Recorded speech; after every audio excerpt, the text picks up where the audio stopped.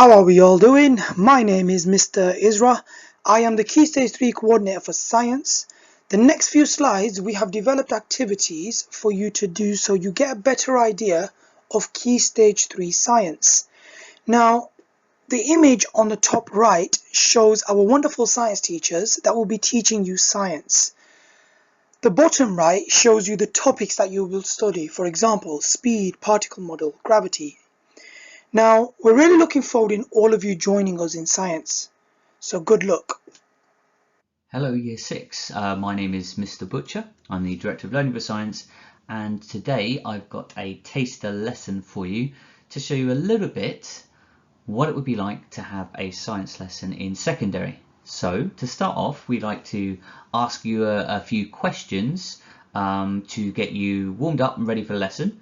So the first four you can see here. The first one is something from last lesson. What is the last thing you learned in science? And so when you have a little think about that, and you would normally either think about that and keep it in your head, or you would write it down as you're getting settled into the lesson, everybody else is coming in and sitting down, and I may start to take the register, or your science teacher will start to take the register. Second question, because that first thing might be quite easy for you. What was your favourite thing to learn about science in science last term, that is? And then going on to the third question, last year, if you could ask a scientist one question, what would it be? And then lastly, a stretch and challenge question, just to really get you thinking, which is heavier, a kilogram of bricks or a kilogram of feathers? So have a little think about what you would give as answers to those. This is a typical way to start a lesson in secondary. And I will just stop here and then we'll go on to the next slide to find out some possible answers. Hello again. So now we're going to have a look at the possible answers to your starter questions, the settle and retrieve part of the lesson. So what is the last thing you learned last time in science, or learnt last in science? How sound can be used to heal people. That was me, and I was talking about ultrasound actually. So very interesting, something that I'm learning new every day with science. Last term, what was your favourite thing to learn about science last term? Recently I've been looking into bees, and there are around 20,000 different types of bee. And the European honeybee, which is what most people think of, certainly in the UK, as being a typical bee, or maybe you can think of the bumblebee, are only one type, or that's two types there, the bumblebee and the honeybee. So lots to think about. Last year, if you could ask a scientist one question, what would it be? I may have been affected by watching the TV too much recently, and I was thinking, why can't we talk to animals like Dr. Dolittle yet? And so I would like to ask a scientist that question. Okay, lastly then, stretch and challenge. Which is heavier, a kilogram of bricks or a kilogram of feathers? Well, it was, a trick question. Neither. They are equally heavy. They have the same weight, a kilogram. So, what are you going to do in secondary science? Well, I have got a slide here. We can start to think about what you're going to be doing, but I've provided you with a few prompts. So I've got some symbols here, starting on the left with a book. Then I've got a symbol of a head with some cogs, as in the inside of a clock or inside of a machine, inside there. And then I've got some looks like silhouettes of people, and looking sort of around the table maybe, and then a big question mark. So all of these different symbols, what I want you to do is match the icons to the words. So the words you've got on the right hand side, got read, discuss together, investigate, see the world, safely experiment, use equipment, talk, write, plan experiments, think and predict. So this is what we're looking at, and you may also see it says there, like a scientist. That's what we're always trying to get you to do, is, for example, read like a scientist, see the world like a scientist. So, to recap, please match the words on the right hand side with the symbols on the left hand side. I hope you were okay completing that last task.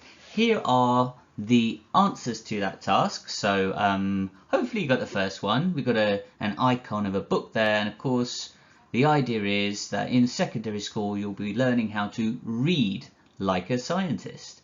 We've got the picture of the cogs in the head there, and the words that best match up to that are think and predict. So in secondary school you'll be learning how to think and predict like a scientist. The rest of the answers I'm sure you can put together there. The one that might have been a difficult one was maybe plan experiments, although I felt the icon maybe would have helped you with that, but also investigate like a scientist there. So hopefully not too many difficulties, but again, the point of this was just to get you to think about what you're going to be doing in secondary school. Okay, so let's talk about the main part of the lesson. What you can see here are the learning objectives. These are the things that we want you to focus on in the lesson to understand, firstly, what you will be learning about, and then also at the end of the lesson to consider, did you manage to learn these things? So for example, could you now say that you know what you'll be doing in secondary science? Well, I've given you a good idea, and for the purposes of this lesson, you could say yes. You could say, I know I will be learning how to read like a scientist. I will be learning how to think and predict like a scientist. I will be discussing with people like a scientist. So you do have quite a lot of things that you could say you now know, or at least have started to learn about, because you may not remember all of those. In fact, I would be very surprised and impressed if you learned all of those already. So all of those things then are part of know. Now what we're going to have a look at is a bit of a preview in the lesson, be able to spot some dangerous situations, those are called hazards, in the laboratory and make predictions. And then the last thing there, so that you can learn what to expect next year. So that all of these things are our aims or objectives for the lesson. So they're what we want to have achieved by the end of the lesson, or at least be very, very close to achieving. Okay, so we are now going to have a go at a typical activity that we might do to help you become more safe when you're in secondary school. Because unlike in primary, unless you've been quite lucky and been able to go into science laboratories, you more than likely won't have had some time in a dedicated science laboratory. That's a room that has been specifically designed for science lessons. So let's see if you can experiment safely like a scientist already. What you'll have to do for this particular task is spot the dangerous situations in this laboratory picture here. And I've given you an example there, number one. Well, the student is not wearing goggles and they're pouring a liquid above their head. Very dangerous. So I've also there highlighted by circling in blue the fact they're not wearing goggles there. Okay, it may sort of look like there's a bit of a shadow, but that's definitely not goggles in the way that the person next to them is definitely wearing goggles. So this is one potential dangerous situation in this lab. There are quite a few more. So I want you to spend about 5 minutes looking at the slide and seeing if you can identify all of the different dangerous situations and people who should be wearing goggles but aren't wearing goggles. Again, about 5 minutes.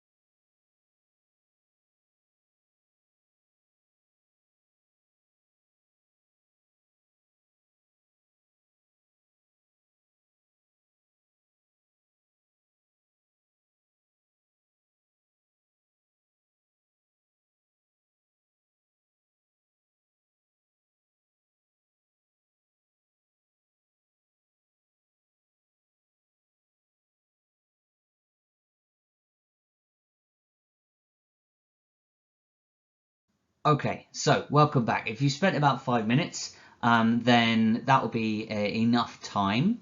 If you want to spend a bit longer, you can. Otherwise, what you'll see on this slide as you go through it will be all of the different problem areas, dangerous situations that I found. I may have missed some, but I was quite comprehensive. So have a little look there. In fact, I saw at least 19 dangerous situations. I should say one of them, number 16, is kind of the same dangerous situation, which is to not run and play in a laboratory. So 19 different dangerous situations, and 9 students aren't wearing goggles. Not very safe. But certainly you'll learn what is safe and why these things are dangerous when you go into a science laboratory and you have your first lessons with your secondary science teacher. So on this slide, we're going to be looking at making predictions. I have an example here of a type of scenario, which is a situation or a circumstance that we might want to think about in a scientific way. Now, we have a robot that is able to move along a black line. Can the robot stay on the line for all 3 shapes? The shapes you have are an oval, a square, and this sort of irregular shape that looks like maybe some kind of racetrack. Which lines do you predict that the robot can follow? So you need to think about which lines would be easiest, which lines would be more difficult to follow, and do you think the robot can follow all of them, or just one of them, or maybe even none? If you're not sure, it doesn't matter at this point. You just need to have a think, make a prediction, and if it's wrong, it doesn't matter. We just try it again. So in order to properly access this, what you'll need to do is you'll need to click on the images, and a video should start playing, and you'll be able to see whether the robot is able to follow those lines. I would suggest doing it in sequence 1, 2, 3. If you're watching this on video, then possibly it will just play in order 1, 2, and 3. See you on the next slide.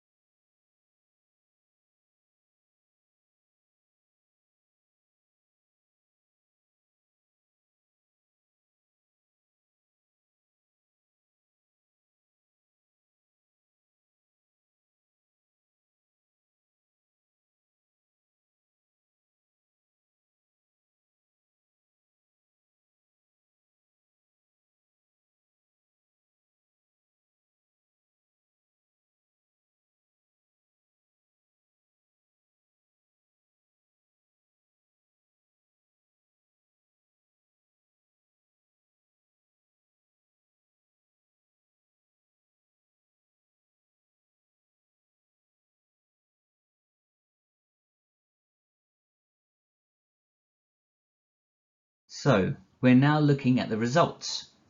The square was the hardest line for the robot to stay on. Was this your prediction? Why do you think this happened? Have a look at the differences and similarities, what's the same and what's different between these shapes. Does that have anything to do with the robot's ability to follow those? What could you do next to test your idea? And do you have a new prediction? There's more discussion on the next slide. Discussing the results is a very important aspect of science. You need to think about the reasons behind what you saw.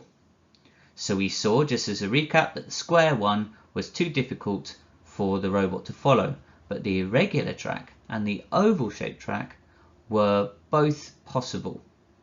So we have to think about the reasons for that. You might want to discuss, is it the shape? Robots just don't like square shapes or rectangular shapes, as it is in this case. Or is it that there are certain angles that the robot maybe doesn't like? Is it something to do with the thickness of the line? Have a look at the pictures on the right here, just to have an idea of what the different thicknesses are of those lines. Anything else that I haven't discussed just now? Have a little think about those things. What is the reason that it couldn't follow the rectangular shape, but it could follow the oval and irregular shapes? After having discussed your results, it's time to think about whether you learned something new or not. And if you did learn something new, then perhaps you might like to make a new prediction. So for example, if you thought that the uneven track was too difficult to follow, but you then found out in the experiment that it was able to follow the uneven track but not the rectangular one, then you need to come up with a prediction that would, for example, say why it is that a robot can follow uneven and oval shaped tracks but not rectangular ones. So have a little think. What is your new prediction? What new thing have you learnt from this discussion? You've now had an opportunity to discuss your results and potentially come up with a new prediction. Let's just have a look at some of the skills that you've been demonstrating whilst doing that. Well, originally you were asked to predict which tracks the robot could follow, so you had to think about that as well. You also had to discuss together with other people, if you were able to, what the results meant. And of course, all together, we would call this investigating. So those three skills are all skills that a scientist would need to demonstrate in their practice. So congratulations, you've been learning how to think and predict, discuss together, and investigate, just like a scientist. As you will have seen in the previous slide, you have been thinking and predicting, discussing and investigating just like a scientist. Now, you may not be carrying out a practical in every single secondary science lesson, but we will be helping you to improve in those skill areas so that you can do things in a scientific way, regardless of whether or not you end up wanting to be a scientist, although we very much hope you would like to become a scientist one day. You may be wondering why there is an image of an egg. Well, you've seen what scientists do in terms of investigating the world around them, but we haven't really thought about why they do these things. Sometimes they do these things to investigate how to change one thing into another. This might make it more useful, or it might help you to create something new. Sometimes the investigations don't work, but you can only learn something new if you try something new. So we've got this egg and we're going to see if we can change it into something else. But first we need to really look at what it is right now to see what kinds of things we might be able to change. So which words describe this egg? Well, you might say it's more brown than it is white in colour. You might say it's more fragile and brittle than it is flexible and bendy. And you might say it's hard rather than soft. And you might say it's smooth rather than rough. You also might think it's heavy, or you might think it's light. But this really depends on what you compare it to. If you're comparing it to a small feather, then you'll probably say that the egg is heavy. If you're comparing it to a brick, then you'll probably say that the egg is light. All of these properties, these characteristics, these features of the egg being fragile, brittle, brown in colour, hard, smooth to the touch, they're all properties that we possibly might be able to change. Now, why you might want to do this depends. For example, you might think that eggs are too fragile and brittle and you want to make them safer so they're less likely to break. Or you might just think they're too hard and a softer egg would be a lot safer. you might think that they are too smooth and slippery, so you want to make them rougher so they're less likely to slip out of your hands. Whatever your reasons, the only way to find out is by investigating and experimenting. So I carried out this experiment, and it involves vinegar, a glass, some patience, and also an egg.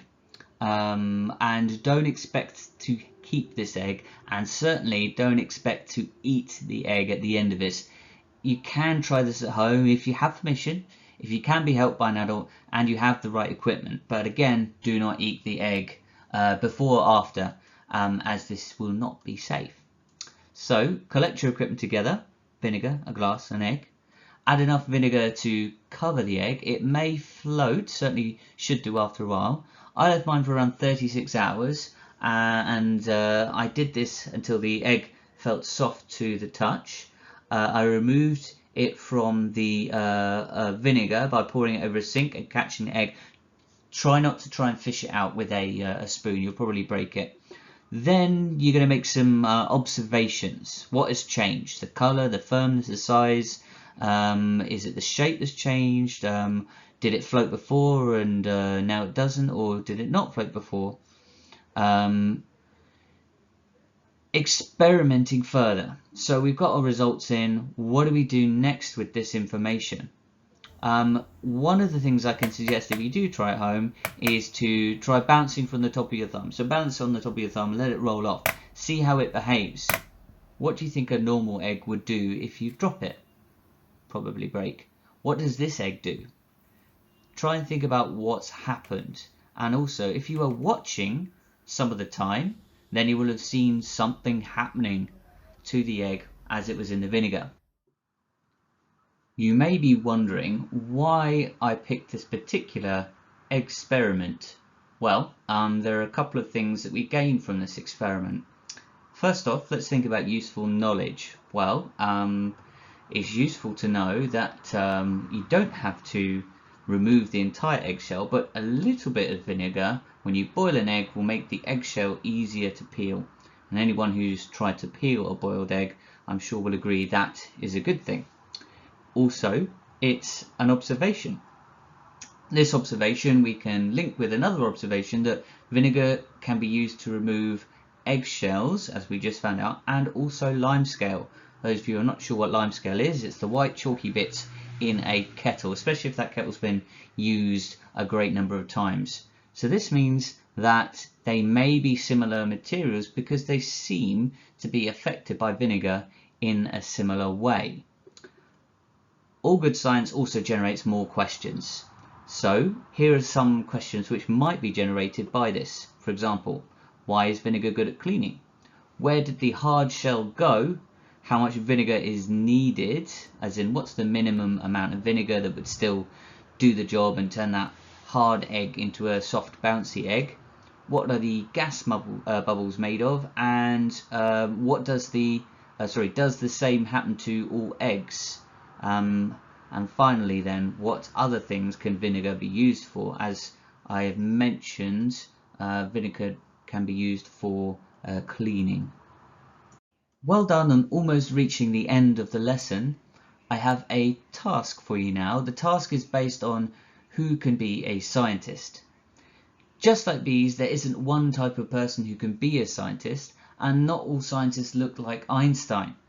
However, as you have seen in this lesson, all of you can be scientists. What I'd like you to do is choose one of these three tasks. We've got bronze with 1 conical flask, silver with 2 conical flasks, and gold with 3 conical flasks. So choose which challenge you'd like to attempt, and I believe you can email your entries to Mr. Isra, and you should have been provided with that email address. We've now reached the end of the lesson, which means it's a good time to review our learning objectives and our aims for the lesson. Today we have worked on knowing what you'll be doing in secondary science. We have worked on being able to spot some dangerous situations, brackets hazards, in the laboratory and making predictions. And we've also learnt what to expect next year. You can always go over these slides again if you'd like to cover something, if you're not quite sure if you've fully been able to meet those objectives. In other words, if you don't feel you quite understand everything yet, please do go over them. You can always email as well, and then any other questions hopefully you can have answered when you join us in September. Look forward to seeing you then.